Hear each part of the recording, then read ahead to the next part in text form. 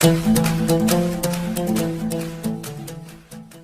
सभी लोगों का स्वागत है आपके अपने परिवार फ्यूचर ऑनलाइन क्लासेस सोनपुर में।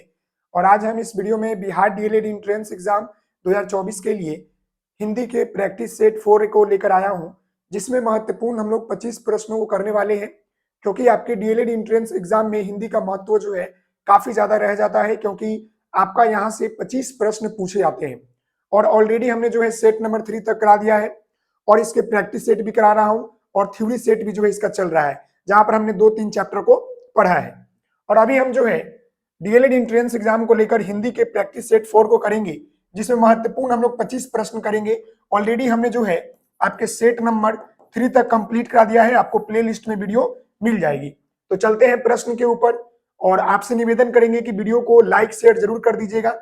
चैनल पर नए होंगे तो ज्वाइन कर लीजिएगा। मोर दिन आपको यहाँ पर क्लासेस फ्री ऑफ कॉस्ट आपको मिलते हैं।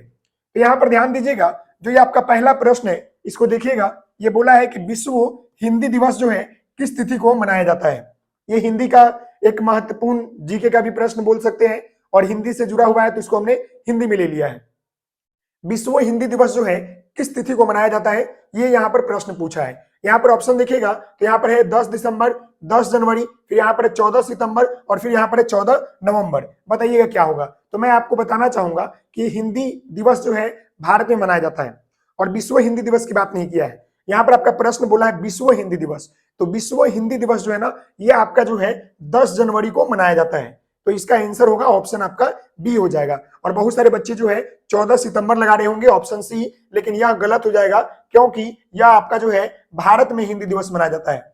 भारत में जो है अगर हिंदी दिवस की बात करेगा तो कब मनाया जाता है, तो आपका जो है 14 सितंबर को मनाया जाता है। क्लियर है हिंदी दिवस के ऊपर। लेकिन यहाँ पर विश्व हिंदी की बात किया ना, तो 10 जनवरी को प्रत्येक वर्ष मनाया जाता है। क्लियर है। चलिए अगले प्रश्न की हम बात करेंगे, तो यहाँ ध्यान दीजिएगा। अगला प्रश्न यहाँ पर आपका दूसरा नंबर है, और यह प्रश्न आप देखिएगा कि मानक हिंदी से क्या तात्पर्य है। मानक जो हिंदी होता है ना, उसका तात्पर्य क्या है। पहला ऑप्शन देखिएगा, साहित्य पुस्तकों की परिभाषा यानी भाषा, साधारण बोलचाल की भाषा, शिष्ट और सुशिष्ट सुशिक्षित लोगों की भाषा, केवल पढ़ाई लिखाई में काम में आने जाने वाली भाषा। यानी कहने का मतलब है कि मानक हिंदी जो होता है वो क्या होता है कि केवल पढ़ाई लिखाई में उपयोग किए वो हो गया, या जो बच्चे शिष्ट और सुशिक्षित लोग भाषा प्रयोग करते हैं वो हो गया, या आपका साधारण बोलचाल की भाषा हो गया, या आपका जो है साहित्य पुस्तकों की भाषा। तो मानक हिंदी जो होता है ना, उसका तात्पर्य होता है साहित्य पुस्तकों की भाषा। तो इसका आंसर हो जाएगा ऑप्शन आपका 1 हो जाएगा। क्लियर है। इसका ऑप्शन क्या हो जाएगा, 1 हो जाएगा। अगले प्रश्न की हम बात करेंगे, तो यहाँ पर ध्यान दीजिएगा। अगला प्रश्न यहाँ पर आपका ये आ गया, और बताइएगा यह प्रश्न आपका बोल रहा है कि निम्न में से अल्प प्राण वर्ग कौन सा है। समझ गए, अल्प प्राण वर्ग की बात किया है। तो यहां पर ध्यान दीजिएगा, अल्प प्राण की हम बात कर रहे हैं। निम्न में से आपका अल्प प्राण वर्ग कौन सा है, बताइए क्या होगा। अल्प प्राण कहने का मतलब है जिसमें जो है जिसको बोलने में, समझ गए, जिसको बोलने में कम समय लगता हो, जिसको बोलने में कम जो है ताकत या कम जो है श्वसन लगे, उसी को हम लोग बोलते हैं। बताइए क्या होगा। अल्प प्राण एक महाप्राण होता है। अल्प प्राण में क्या होता है कि बोलने के समय जो है कम नाक से जो है मुंह से सांस निकलता है। महाप्राण में जो होता है बोलने के समय ज्यादा जो है हमें जोर लगाना पड़ता है, वही होता है। देखिएगा अ आ, थ ध, क और ग, फ और भ। तो मैं आपको बताना चाहूंगा कि अल्प प्राण कहने का मतलब है कि इसको उच्चारण करते समय, बोलते समय कम जो है मेहनत लगे, कम जो है ताकत लगे, या कम जो है श्वसन निकले मुंह से। समझ गए। तो उसी को बोलते हैं। यहाँ पर क और ग जो हो जाएगा आपका अल्प प्राण हो जाएगा, बाकी सब आपका जो है महाप्राण है। तो इसका आंसर हो जाएगा ऑप्शन आपका बी हो जाएगा। क्लियर है जी। चलिए अगले प्रश्न की हम बात करते हैं, तो यहां पर ध्यान दीजिएगा। यहां पर हम बात करेंगे प्रश्न संख्या 4 की। अब ये देखिएगा, प्रश्न संख्या आपका यहाँ पर 4 है, और यह प्रश्न बोल रहा है कि तत्सम शब्दों का मूल स्रोत क्या होता है। बताइएगा, अब अपभ्रंश या प्राकृत या पाली या आपका संस्कृत। देखिएगा तत्सम शब्द बोला है, तो सबसे पहले यह बात जान लीजिएगा कि तत्सम शब्द जो होता है ना, यह जो होता है क्या होता है आपका किसका मूल स्रोत है। मतलब कि वो सीधे सीधे जो उठाकर लिख दिया जाता है, तत्सम शब्द होता है ना, संस्कृत का जो है मूल शब्द होता है, जो कि जो संस्कृत में लिखते हैं वही हम तत्सम शब्द लिख देते हैं। तो इसका आंसर आपका हो जाएगा ऑप्शन आपका सी, यानी तत्सम शब्द का मूल स्रोत जो होता है आपका संस्कृत का होता है। संस्कृत का जो शब्द है ना उसका यूज कर लेते हैं सेम से सेम, समझ गए। इसका आंसर आपका ऑप्शन सी हो जाएगा। चलिए अगले प्रश्न की हम बात करते हैं। अगला प्रश्न यहाँ पर आपका 5 नंबर है और यह प्रश्न आपका बोल रहा है कि उद्गम के आधार पर निम्न में से कौन सा शब्द भेद नहीं है, बताइएगा। शब्द का भेद बोला है, देखिएगा यहाँ पर उद्गम के आधार पर जो है शब्द के भेद बोला है, शब्द के भेद की बात किया है। तो यहाँ पर ध्यान दीजिएगा कितने होते हैं, तो शब्द के भेद जो होते हैं आपके 5 होते हैं। किसके आधार पर, ये उद्गम के स्थान पर, समझ गए। यहाँ पर बताइएगा तत्सम, रूढ़, विदेशी और तद्भव। तो मैं आपको बोला है यहाँ पर प्रश्न कि उद्गम के आधार पर निम्न में से कौन सा शब्द भेद नहीं है। तो यहाँ पर देखिएगा जो ये आपका तत्सम है, तद्भव है, विदेशी है, ये आपका है, लेकिन ये रूढ़ जो है ना ये आपका नहीं है। तो इस प्रश्न का उत्तर आपका ऑप्शन बी हो जाएगा, समझ गए। और जो हमने बोला है ये 5, तो तत्सम, तद्भव और यहाँ पर एक आपका देशज होता है, देशज हो गया, फिर आपका ये वाला हो गया विदेशी, और फिर आपका जो होता है शंकर होता है, शंकर, ये आपका 5 होता है। किसके आधार पर, ये आपका उद्गम के आधार पर, समझ गए। तो इस प्रश्न का उत्तर ऑप्शन बी हो जाएगा। जो आपका रूढ़ है वो आपका जो क्या है, मतलब कि उद्गम के आधार पर शब्द का भेद नहीं है। क्लियर है। चलिए अगले प्रश्न की हम बात करते हैं। तो अगला प्रश्न यहाँ पर आपका 6 नंबर है और यह प्रश्न देखिएगा कि बुढ़ापा भी एक प्रकार का अभिश्राप है, शब्द में बुढ़ापा जो है कौन सा संज्ञा है। अब यहाँ पर संज्ञा की बात किया है, हम सभी लोग जानते हैं कि संज्ञा का भेद जो होता है कितना होता है, 5 होता है। और यहाँ भेद में से पूछा है कि अभिश्राप जो होता है, मतलब बुढ़ापा एक अभिश्राप है। तो यहाँ पर जो बुढ़ापा है ना वह कौन सी संज्ञा है। यहाँ पर ऑप्शन देखिएगा व्यक्तिवाचक संज्ञा, भाववाचक संज्ञा, फिर यहाँ पर जातिवाचक संज्ञा, इनमें से कोई नहीं। तो व्यक्तिवाचक की क्या बात है, जहां पर किसी खास व्यक्ति की बोध हो। जाति का क्या बोलता है, जहां पर पूरे जाति का बोध हो। भाववाचक जो होता है ना वहां पर भाव को दर्शाता है, गुण दोष को दर्शाता है। तो बुढ़ापा क्या दर्शा रहा है, यहाँ पर हमारे भाव को दर्शा रहा है। तो इस प्रश्न का उत्तर हो जाएगा ऑप्शन आपका बी, यानी कि जो बुढ़ापा शब्द यहाँ पर लिया गया है ना वो आपका भाववाचक संज्ञा है। क्लियर है। चलिए अगले प्रश्न की हम बात करेंगे। प्रश्न संख्या आपका 7 है और यह प्रश्न देखिएगा कि हम क्या है, बताइएगा। हम यहाँ पर पूछा क्या है, हम क्या है। अब यहाँ पर ध्यान दीजिएगा उत्तम पुरुष, मध्यम पुरुष, निजी वाचक या संबंधवाचक। तो हम आपको बताना चाहेंगे सर्वनाम के जो है 6 प्रकार होते हैं। कितने होते हैं, आप सभी लोगों को पता होगा कि जो आपका सर्वनाम होता है जो संज्ञा के बदले हम लोग प्रयुक्त करते हैं, इसके जो 6 प्रकार होते हैं, समझ गए। और ये 6 प्रकार में आपका पहला प्रकार होता है पुरुषवाचक सर्वनाम, पुरुषवाचक सर्वनाम। और ये पुरुषवाचक सर्वनाम के जो है 3 प्रकार होते हैं। इसके जो है आपके 3 प्रकार होते हैं, उसको हम लोग बोलते हैं उत्तम पुरुष, दूसरा बोलते हैं मध्यम पुरुष और तीसरा बोलते हैं अन्य पुरुष। ये इसका जो है 3 प्रकार आपका होते हैं। तो यहाँ पर ध्यान दीजिएगा उत्तम पुरुष में जो होता है हम हो गए, मैं हो गया जो बोल रहा है, समझ गए, जो खुद बोल रहा है। मध्यम में जो सुन रहा है, सुनने वाला। और मन्ने में जिसके बारे में कहा जा रहा है, जिसके बारे में कहा जा रहा है, जिसके बारे में कहा जा रहा है, समझ गए, ये होता है। तो यहाँ पर ये बोला था ना कि हम क्या है, तो यहाँ पर हम आपका जो है उत्तम पुरुष है, समझ गए, उत्तम पुरुष है। क्लियर है, ये बातें समझ में आ गया होगा। चलिए अगले प्रश्न की हम बात करते हैं। तो यहाँ पर ध्यान दीजिएगा अगला प्रश्न यहाँ पर आपका 1 नंबर है और यह प्रश्न देखिएगा कि यह दृश्य अति सुंदर है, इसमें अति क्या है, बताइएगा। यह दृश्य अति सुंदर है, यहाँ पर ऑप्शन देखिएगा संज्ञा है, प्रविशेषण क्रिया है और यहाँ पर विशेषण है। संज्ञा तो समझ गए किसी व्यक्ति वस्तु स्थान के नाम को कहते हैं। प्रविशेषण क्या होता है, जो विशेषण की विशेषता बताए। विशेषण क्या होता है, जो संज्ञा सर्वनाम की विशेषता बताए। क्रिया क्या होता है, जहां पर कार्य होने की प्रधानता दिखे, समझ गए। यहाँ पर बोला क्या है, यह दृश्य अति सुंदर है, यानी यह देखिएगा, यह दृश्य हमारा हो गया, समझ गए। ये सुंदर हमारा जो है विशेषण है, क्या है यहाँ पर, ये हमारा विशेषण है और विशेषण के पहले जो है अति लगा हुआ है, तो ये हमारा हो जाता है प्रविशेषण। क्या हो जाता है, ये हमारा प्रविशेषण हो जाता है। कहने का मतलब है कि जो विशेषण की भी विशेषता बताए। तो यहाँ पर सुंदर हमारा विशेषण था और विशेषण की भी विशेषता बता रहा है कौन, अति सुंदर है। तो इसका आंसर हो जाएगा ऑप्शन आपका बी, यानी प्रविशेषण आपका हो जाएगा। क्लियर है ये प्रश्न। चलिए और आप सभी लोगों से निवेदन करेंगे वीडियो को लाइक और शेयर जरूर कीजिएगा। आपके लिए काफी महत्वपूर्ण क्वेश्चन कराए जा रहे हैं और आपके लिए जो है मेहनत की जा रही है, तो आपका भी दायित्व बनता है कि आप जो है सपोर्ट करें, समझ गए। चलिए अगले प्रश्न की हम बात करते हैं।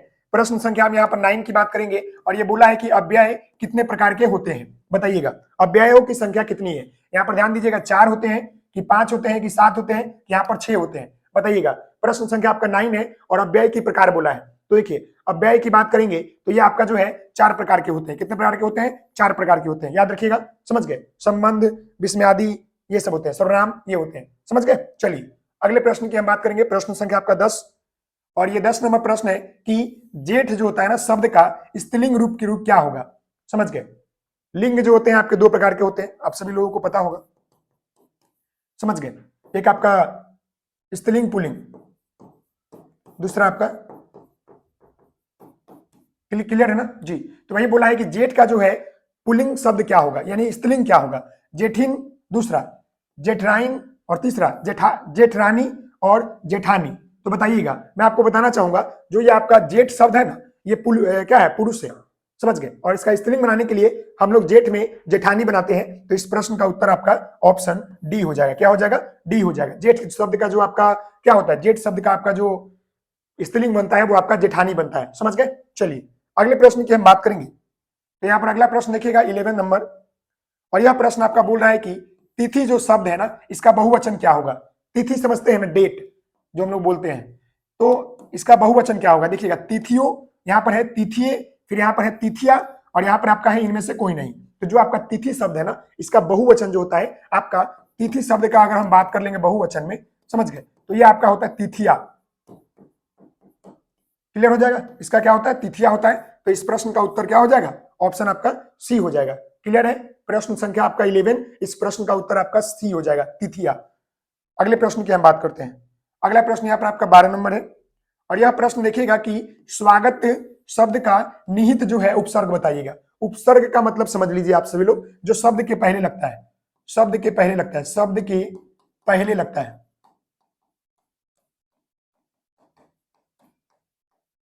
उसी को हम लोग बोलते हैं क्या? उपसर्ग। क्लियर है ना। तो स्वागत का जो है उपसर्ग बताना है। यहाँ पर ऑप्शन देखिएगा, स्वा, फिर यहाँ पर है स, और यहाँ पर है सु, और यहाँ पर है आपका सवा, समझ गए। तो देखिएगा स्वागत का आप जो है संधि विच्छेद कीजिएगा तो क्या होता है, आप स्वागत यहाँ पर लिख लीजिए। जो ये आपका स्वागत है ना इसका अगर आप संधि विच्छेद कीजिएगा तो आता है सु प्लस आगत। क्या आता है? आगत। तो ये जो है यहाँ पर हमारा जो जुड़ा हुआ क्या है, सु जुड़ा हुआ ना। तो इस प्रश्न का उत्तर आपका सी हो जाएगा। यानी कि स्वागत शब्द में जो उपसर्ग लगा हुआ है वो आपका सु लगा हुआ है, क्योंकि इसका संधि विच्छेद कीजिएगा तो आपका सु प्लस आगत होता है। क्लियर ना। चलिए इस प्रश्न का उत्तर आपका ऑप्शन सी हो जाएगा। अगले प्रश्न की हम बात करते हैं। तो यहाँ पर ध्यान दीजिएगा, प्रश्न संख्या आपका 13 है, 13 नंबर है, और ये बोला है कि खिलौना, खिलौना में कौन सा जो है प्रत्यय लगा हुआ है। प्रत्यय कहने का मतलब है कि जो आपके शब्द के बाद लगता हो, जो शब्द के बाद लगकर अर्थ में बदलाव करे, उसी को हम लोग बोलते हैं आपके प्रत्यय। अब आपको बताना है कि प्रत्यय जो है यहाँ पर क्या लगा हुआ है। यहाँ पर आपका क्या है? खिलौना, समझ गए, खिलौना है। और ये बच्चे बहुत सारा गलती करेंगे। यहाँ पर देखिएगा ना प्रत्यय लगा हुआ है कि लना या लौना, यहाँ पर है औना। बताइए क्या है? खिलौना का अगर संधि विच्छेद कीजिएगा तो क्या होता है। देखिएगा मैं आपको बताना चाहूंगा, अगर खिलौना का संधि विच्छेद कीजिएगा तो खेल प्लस आपका औना होता है। क्या होता है? खेल प्लस आपका औना। और ये जो होता है ना आपका औना, यहाँ पर प्रत्यय लगा हुआ है, तो इसका भी आंसर जो होगा ऑप्शन आपका सी होगा। और बहुत सारे बच्चे ना लगा रहे होंगे, जो कि ना गलत है। क्लियर है ना। ये ना देखकर आप लोग लगा देते होंगे कि यहाँ पर ना लगाए तो ये हमारा जो है प्रत्यय हो जाएगा, तो ये हमारा गलत हो जाएगा। क्लियर है। चलिए अगले प्रश्न की हम बात करते हैं। प्रश्न संख्या हमारा 14, और ये देखिएगा ये प्रश्न संख्या आपका 14 है, और ये बोला है कि इत्यादि का संधि विच्छेद कीजिए। अब यहाँ पर आपका बोला है कि इत्यादि, ये आपका लिखा हुआ है इत्यादि, और इसका संधि विच्छेद आपको करना है तो क्या होगा। यहाँ पर देखिएगा, तो यहाँ पर ऑप्शन में देखिएगा इत प्लस आदि लिखा हुआ है, इति प्लस आदि लिखा हुआ है, फिर यहाँ पर है इत्याय प्लस आदि, और इनमें से कोई नहीं। आप लोग बताइए प्रश्न संख्या 14 कि इत्यादि का जो है आपका संधि विच्छेद क्या होगा। तो मैं आपको बताना चाहूंगा, इसका संधि विच्छेद होता है इत प्लस आपका आदि। तो इसका आंसर क्या हो जाना चाहिए? इसका आंसर ऑप्शन नंबर आपका 1 हो जाएगा। इत प्लस आदि जो होता है इत्यादि का संधि विच्छेद होता है, समझ गए। चलिए अगले प्रश्न की हम बात करेंगे। तो अगला प्रश्न यहाँ पर आपका 15 नंबर है, और ये 15 नंबर प्रश्न देखिएगा, अति प्लस चार, अति प्लस आचार किसका संधि विच्छेद है। ये जो लिखा गया है ना अति प्लस यहाँ पर आपका लिखा गया आचार, ये किसका जो है संधि विच्छेद है। यहाँ पर ध्यान दीजिएगा, अति अति अतिचार, यहाँ पर है अत्याचार, और यहाँ पर है अत्याचार, और इनमें से कोई नहीं। तो मैं आपको बताना चाहूंगा कि अति प्लस आचार का जो संधि विच्छेद होता है ना वो बन जाता है आपका अत्याचार। क्या हो जाता है? अत्याचार बन जाता है। तो इसका आंसर क्या हो जाएगा? ऑप्शन आपका बी हो जाएगा, अत्या प्लस चार। समझ गए? अति अत्याचार, समझ गए। चलिए अगले प्रश्न की हम बात करेंगे। प्रश्न संख्या यहाँ पर आपका 16 है और यह प्रश्न देखिएगा हानि और लाभ जो है कौन सा समास है। सबसे पहले तो यह जान लीजिए जी, हानि और लाभ जो है कौन सा समास है। क्लियर ना? ये देखिएगा द्विंद, द्विगु, कर्मधारय और बहुव्रीहि। तो मैं आपको बताना चाहूंगा कि ये जो आपका हानि और लाभ है ना, ये आपका द्विगु समास है। समझ गए? द्विगु यानी कि यहाँ पर क्या है कि जितने भी पद है ना वो सभी, द्विगु समास बोलते हैं कि सभी पद प्रधान हो, सभी पद जो है यहाँ पर प्रधान हो। और यहाँ पर देखिएगा हानि की बात किया है, ये भी पद प्रधान है, और यहाँ पर आपके लाभ की बात किया है, तो ये भी आपका जो है पद जो है प्रधान है। तो इसका हो जाएगा आपका द्विगु। बहुव्रीहि होता है अलग है, कर्मधारय अलग होता है। द्विगु में जो है संख्या की बात होता है, इसमें आपका जो है संख्या की बात होता है। क्लियर है? चलिए अगले प्रश्न की हम बात करते हैं। अगला प्रश्न यहाँ पर आपका 17 नंबर है और ये 17 नंबर प्रश्न बोला है कि प्रत्येक वाक्य की समाप्ति पर लगता है। कोई भी हम सेंटेंस यहाँ पर लिखते हैं तो इसके अंत में क्या लगता है? इसके अंत में जो ये आपका क्या है, जो इसे हम लगाते हैं ना, इसको क्या बोलते हैं? इसको हम बोलते हैं अल्प विराम की अर्ध विराम की प्रश्न चिन्ह की आपका पूर्ण विराम। तो ये जो कोई भी सेंटेंस यहाँ से हम शुरू करते हैं ना, तो लास्ट में हम लोग जो लगाते हैं उसको हम लोग पूर्ण विराम बोलते हैं। पूर्ण विराम, समझ गए? अल्प विराम थोड़े समय के लिए, अर्ध विराम जो होता है उससे भी थोड़े समय के लिए, प्रश्न जहां पर हम पूछेंगे प्रश्न लगाएंगे, तो इसका आंसर हो जाएगा ऑप्शन आपका सी। क्लियर है? चलिए अगले प्रश्न की हम बात करेंगे। यहाँ ध्यान दीजिएगा, अगला प्रश्न यहाँ पर आपका 18 नंबर है और यह प्रश्न आपका बोल रहा है कि निम्नलिखित प्रश्नों में शुद्ध वर्तनी वाले शब्द का चयन कीजिए। यहाँ पर ध्यान दीजिएगा, ऐश्वर्य कैसे लिखाएगा बताइएगा। ये 4 ऑप्शन आपको दिख रहा होगा, ऐश्वर्य कैसे लिखेगा? ऐश्वर्य यहाँ पर देखिएगा, ये आपका जो है ना ऐश्वर्य क्या है, ये सही है, ये आपका शुद्ध है, बाकी आपका अशुद्ध है। तो इस प्रश्न का उत्तर आपका ऑप्शन नंबर बी हो जाएगा। ऐश्वर्य हम लोग ऐसे लिखते हैं, ना कि इस तरह लिखते हैं। क्लियर है? चलिए अगले प्रश्न की हम बात करते हैं। तो अगले प्रश्न यहाँ पर 19 नंबर है और यह प्रश्न देखिएगा कि फूंक फूंक कर खाली स्थान रखना। बताइएगा, मैं आपको बताना चाहूंगा इसमें जितने भी हमने प्रश्न लिया है ना, ये सारे चैप्टर से आपका मिक्सअप लिया गया है, यानी प्रत्येक चैप्टर को इसमें इंक्लूड किया गया है। तो ये जो सेट रहने वाला ना काफी महत्वपूर्ण रहने वाला है, और इसमें आपको हम थ्योरी भी बताते चलेंगे, प्रैक्टिस करते रहिएगा, मोर देन होगा तो सफिशियंट है। समझ गए? फूंक फूंक कर क्या रखना बताइएगा? हाथ रखना कि पैर रखना कि पैसा रखना कि आपका नाक रखना? तो फूंक फूंक कर हम लोग जो है पैर रखते हैं। समझ गए? यानी कि सावधानी पूर्वक चलना, सावधानी पूर्वक कार्य को करना, वही बात है। इस प्रश्न का उत्तर ऑप्शन आपका बी हो जाएगा। अगले प्रश्न की बात करेंगे, प्रश्न संख्या आपका यहाँ पर 20 नंबर है। अग्नि का पर्यायवाची कौन होता है बताइएगा? अग्नि का मतलब होता है आपका आग, और आग का पर्यायवाची का मतलब क्या होता है? पर्यायवाची आपका देखिए हुतासन, पावक, अनिल और अनल। बताइएगा क्या होगा? तो अग्नि का जो पर्यायवाची यहाँ पर कौन है, तो ये आपका पावक है। समझ गए? इसका आंसर क्या हो जाएगा? ऑप्शन आपका बी हो जाएगा। अनिल का मतलब ये होता है हवा। क्लियर है? चलिए अगले प्रश्न की हम बात करते हैं। प्रश्न संख्या आपका 21 है और ये आपका जो है मुहावरा से लिया गया प्रश्न। बताइएगा कि जो दूसरे के सहारे जीता हो, बताइए उसको क्या बोलते हैं? पालतू, अनाथ, निराधार या प्रजीवी? बताइएगा। अनाथ जिसके माता पिता नहीं रहते हैं, निराधार जिसका कोई आधार नहीं हो, निराधार कहने का मतलब है जिसका कोई आधार नहीं हो, पालतू का मतलब जिसको हम लोग पालते हैं, लेकिन यहाँ पर बोला है जो दूसरे के सहारे जीते हैं उससे हम लोग प्रजीवी बोलते हैं, यानी कि जो दूसरे के ऊपर डिपेंड हो। समझ गए? प्रजीवी। क्लियर है जी? अगले प्रश्न की बात करते हैं। अगला प्रश्न यहाँ पर आपका 22 नंबर है और यह प्रश्न आपका बोल रहा है कि सीधे मुंह बात न करना। इस लोककृतिया का अर्थ बताइए। सीधी मुंह बात नहीं करना क्या मतलब होगा? बातें न करना, या बात बात पर झगड़ना, या नाराजगी प्रकट करना, या सीधे बात करने का तैयार ना होना? बताइए क्या होगा? तो सीधे मुंह बात न करना, इसका अर्थ क्या होगा? तो मैं आपको बता दूं कि सीधे मुंह बात न करना इसका मतलब होता है नाराजगी प्रकट करना। समझ गए? यानी जो बच्चा नाराजगी रहता है ना, वो सीधी मुंह बात नहीं करेगा, टेढ़ा बात करेगा। समझ गए ना? तो इस प्रश्न का उत्तर आपका सी हो जाएगा। चलिए अगले प्रश्न की हम बात करेंगे। तो ये प्रश्न आपका 23 नंबर है और यहाँ पर ध्यान दीजिएगा कि एक हाथ से ताली नहीं बजती है। इसका मतलब आपको बताना है, एक हाथ से शक्ति नहीं होती है, एक और से झगड़ा कभी नहीं हो सकता, मित्रता दोनों ओर से होती है, कोई एक व्यक्ति कोई बड़ा नहीं कर सकता, बड़ा कार्य नहीं कर सकता। तो कहने का मतलब है कि एक हाथ से ताली नहीं बजती, इसका अर्थ ये होता है, हम लोग बोलते हैं कि कोई झगड़ा करके आता है तो हम बोलते हैं अरे एक हाथ से तो ताली नहीं बजता है। कहने का मतलब कि एक का गलती नहीं है, दोनों तरफ से हुआ होगा। वही बात है कि एक और से झगड़ा कभी नहीं होता, कभी भी झगड़ा होगा ना तो कुछ ना कुछ गलती दोनों की होती है। कोई भी व्यक्ति ऐसा नहीं कि झगड़ा में केवल एक व्यक्ति का गलती हो। समझ गए? वही बात है।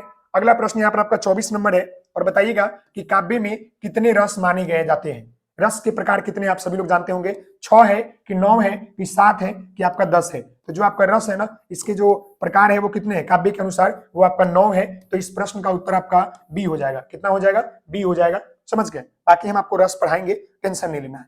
और आज का आपका अंतिम प्रश्न यहाँ पर देखिएगा, छंद का प्रत्येक पंक्ति को क्या कहते हैं? छंद जो होता है ना, उसके प्रत्येक पंक्ति को हम लोग क्या बोलते हैं? वाक्य बोलते हैं कि चौपाई बोलते हैं कि यति बोलते हैं कि आपका चरण बोलते हैं?